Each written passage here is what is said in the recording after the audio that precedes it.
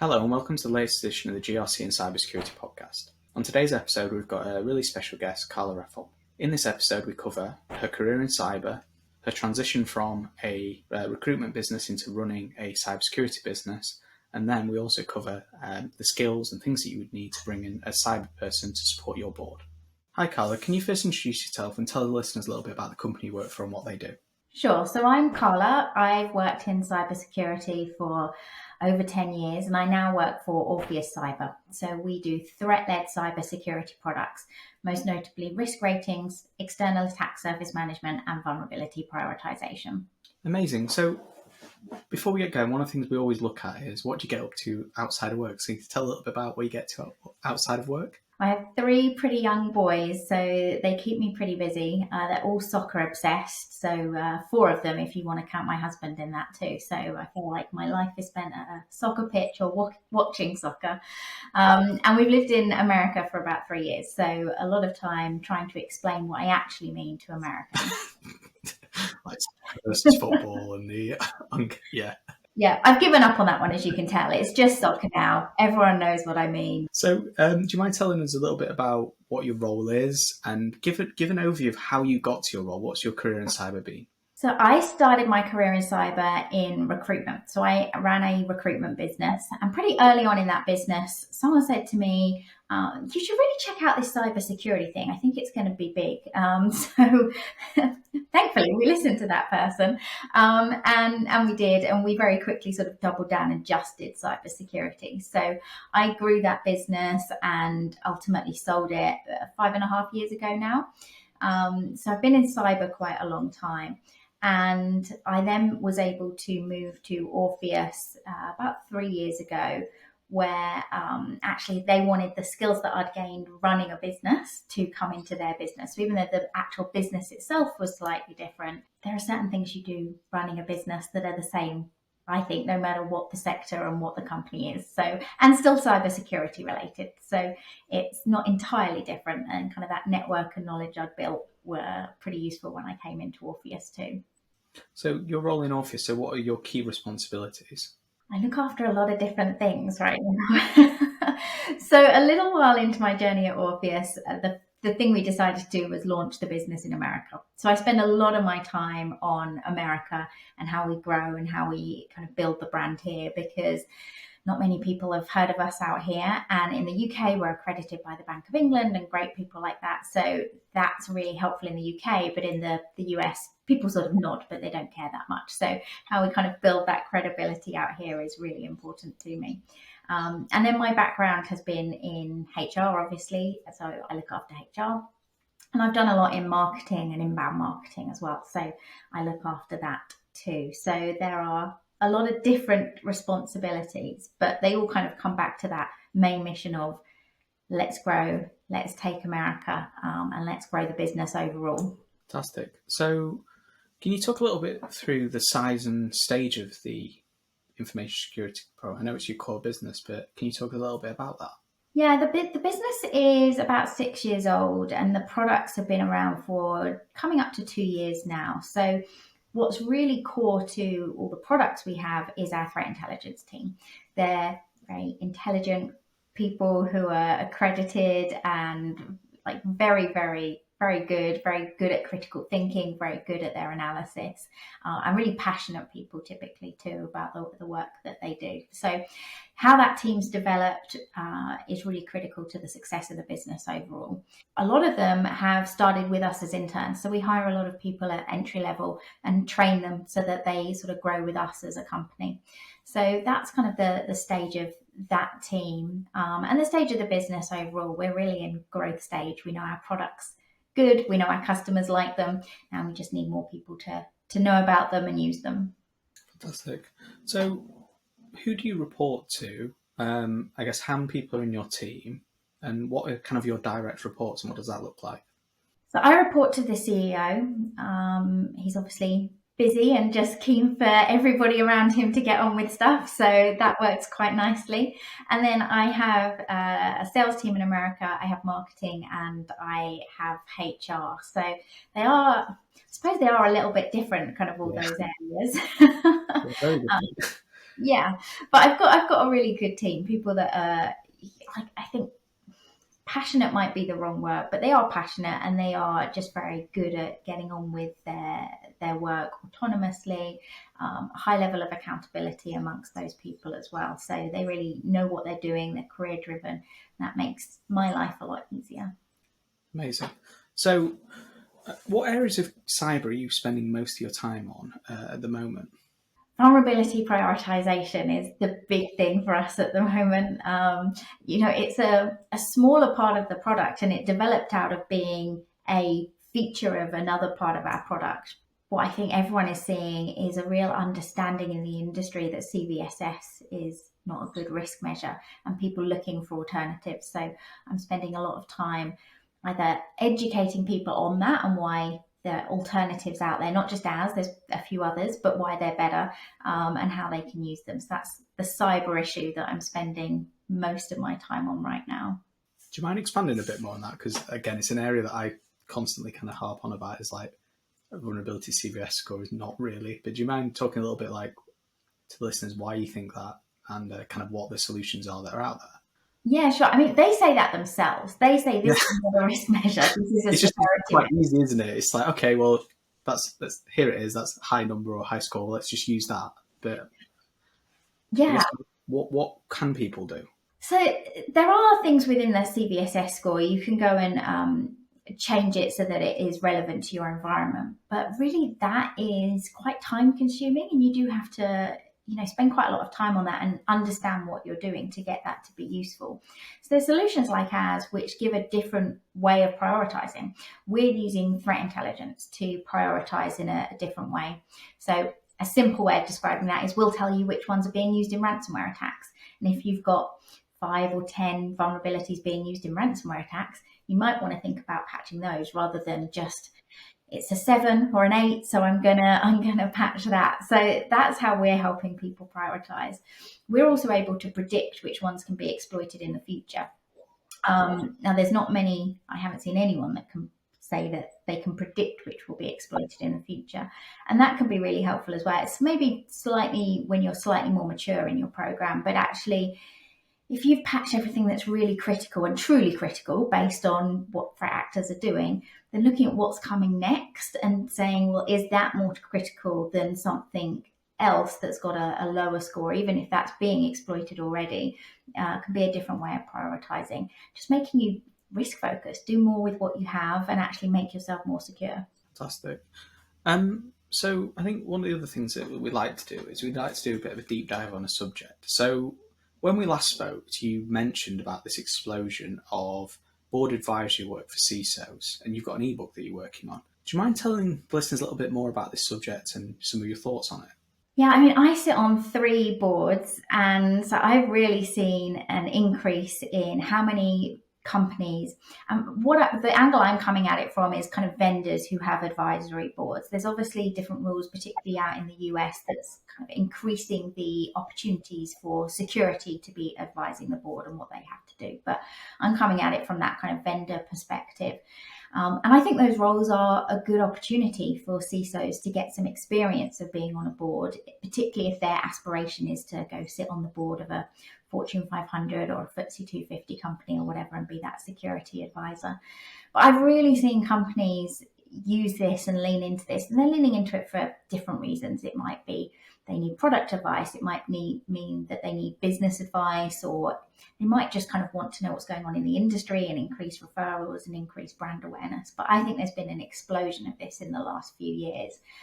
And actually, I'm not sure there's a real understanding on what some of those terms are. Like, what's the difference between a board, a non-exec board, a customer advisory board, all the different types of boards that are out there.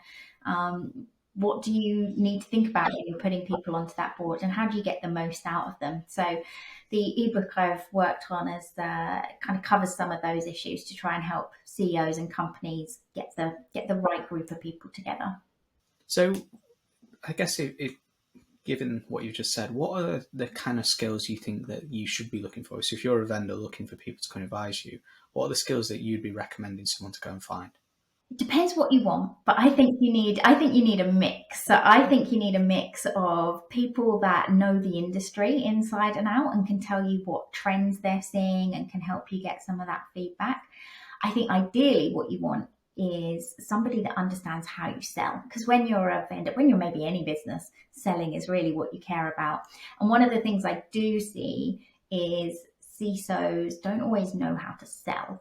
They know how they like to be sold to, and they like to make LinkedIn posts about this is how you should do it, have never actually done it. And so I think that's a skill set that is kind of missing. And that actually, if you're looking at putting a board together, either you want people who are aware that they're missing that and they want to learn it and that's their opportunity, or you want people who know it and can help you with that.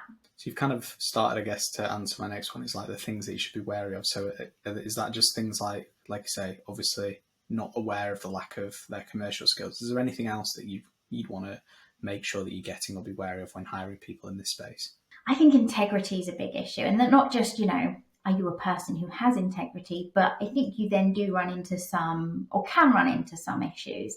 Do you expect this person to be your customer? Because that can give you all sorts of problems if, you're not open and are you remunerating that person and their main employer doesn't know about it? Are they, do they feel under pressure? So I think kind of looking at that integrity is a key thing to be aware of. And I think there's some pretty easy ways around it, but it is something to watch out for and to have in mind before you start down this road. So if you were bringing someone on now and you were bored, what would you recommend them to do? So how would they go about this process? And again, how would you advise them to bring someone in?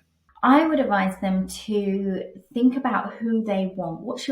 We have ideal customer personas, but what about ideal board personas, and how does that relate to your ideal customer persona as well? So understanding that for you as a company and then finding people that meet that. Maybe you have a wish list. Maybe they're not just people you know. Because I think the other thing to think about is it's easy to go to your network and get people that you know and feel comfortable with. Are they actually going to challenge you and help you grow? And are you missing an opportunity to have a more diverse group of people at the leadership level of your business as well? So I think the first thing is work out what your ideal person looks like, because you can then go find them and start that whole process and induct them from there, because you've got really clear on what your goal is. So the skills that you think that this person needs to have. So I know you've said, obviously, the commercial awareness is something, if they don't know about it, it's something they need to be aware of. But is there 3 or 4 key skills that if you were advising a board that this person must have before you start to go, actually, that's the right person to bring on and advise us? Probably. So and it will of course vary by person to person, and it depends on your team, right? How do those people complement each other? But I think aside from the commerciality, aside from that network, understanding how they communicate and how committed they are going to be, because these roles are not always paid right now. Sometimes they're paid in cash or stock, but sometimes they're not. Sometimes people are doing them because they want the experience. So then are they actually going to read what you send them in advance? Are they actually going to show up to all the meetings? How committed are they going to be? So understanding that. Then you've got a group of people, right? Whenever we do group meetings, they take longer than you think they will, and they can go off on tangents. So either you need really good people who can operate in that environment, or you need a really good moderator. And that moderator probably shouldn't be you as the CEO. It should probably be somebody else who can keep you on track and ask the questions that maybe you can't ask because it sounds like you're selling to them. The moderator can do some of that for you. So I think those are the extra things I would think about. Okay. So flipping back more into the cyber industry, but what are some of the biggest challenges that you have as an organization? Is there any particular challenges in the industry that you see at the moment?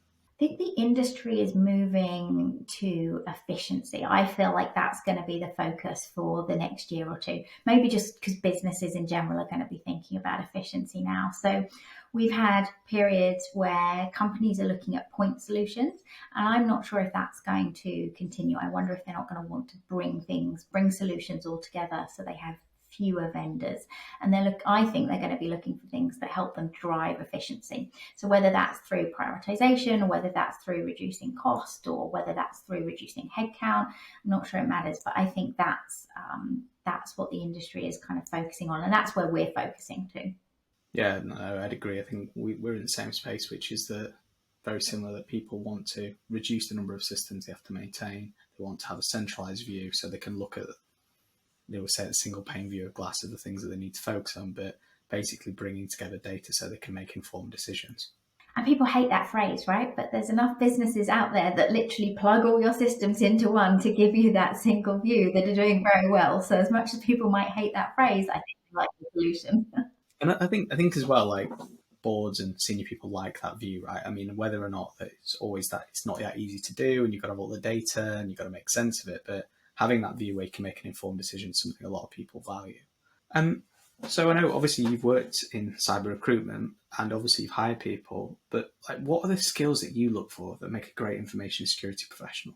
I think the first thing is those soft skills. So if somebody wants to move up in their career, if they have aspirations to be a CISO or a senior leadership role, they're going to need to understand risk, and they're going to need to understand how you communicate that to people who aren't in security. Now, if you aren't very good at that, or you don't want to get better at that, then that's fine too, because you can do very well in security now by being hands-on and technical and not having to communicate that way. But then what you're looking for is that passion. And are they people that listen to podcasts like this one? Are they people to go and do extra learning in their own time? That's the sort of thing that I'm looking for.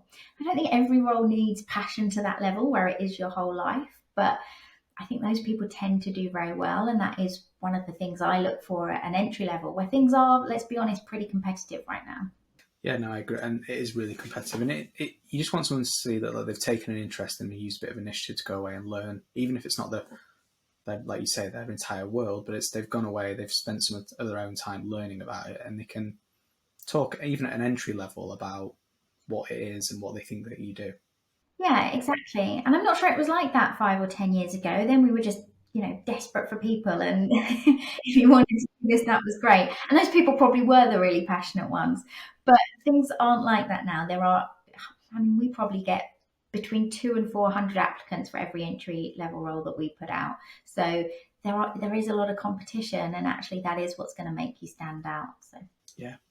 And we're heading into, I guess, the last two questions, but one thing I always like to ask people is, if you could have one wish to solve one thing in security, what would it be? Thought a lot about this question. Your initial thoughts are, well, I'd just like there to be no cybersecurity issues, right? But I don't think you can have the light without the dark in life in general. So maybe that's not the answer. I think the thing I would actually like to solve is, I'd love for cyber to have a 50-50 gender split. I think if we were the career, like the STEM career that managed to do that, and we could show the results you got from that, that would be really exciting for me. Yeah, no, we had Jane Franklin on and spoke in depth about this, but yeah, I think having a diverse workforce is really important. So you just have people who think the same way, and even more so in cyber, because you want to think in the different ways of all the different things that can happen to your organization. I think if you end up with 10 people who all think the same way. Yeah, it is. And I've seen a little bit of backlash on this lately. Like I wasn't sure that this is where I wanted to continue speaking, because I am seeing people who don't necessarily support that or feel that things have gone too far, but it just hasn't, right? All the evidence says this makes you a better performing team. And actually, maybe that does mean certain groups are having to prove their worth a little more. But women have had to do that for a very long time. Like the awards I've judged where I've seen what women do compared to the men is insane, the amount of extra projects they take on. So I think this is just leveling the playing field. Yeah, no, and I agree. And look, it obviously should be down to making sure people have the right skills. But look, I think ultimately, having a mix of people from different genders, different backgrounds is a really important thing, so you don't all think the same. And whether or not, I think just people get a little bit hung up on this, but the reality is, if you don't make that change, it's never going to happen. And you can end up 10 years later and this hasn't happened, and there's not being a change. Do you want to hear my soccer analogy for for how this works? So, because no one ever said you shouldn't hire people with the skills, right? No one ever said that.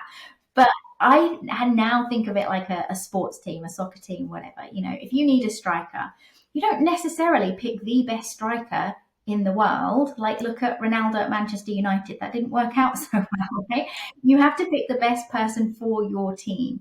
And that might mean that the best person for your team has different skills because they are female or a different group, whatever it is. That means your team become diverse. So you would accept that in soccer and sport. Why can't we accept that in a business sense? No, I completely agree. So I think the last thing we always look at is we look for someone to refer. So if there's someone that you think is interesting. So is there a security lead that you think would be interesting that we could have on this podcast?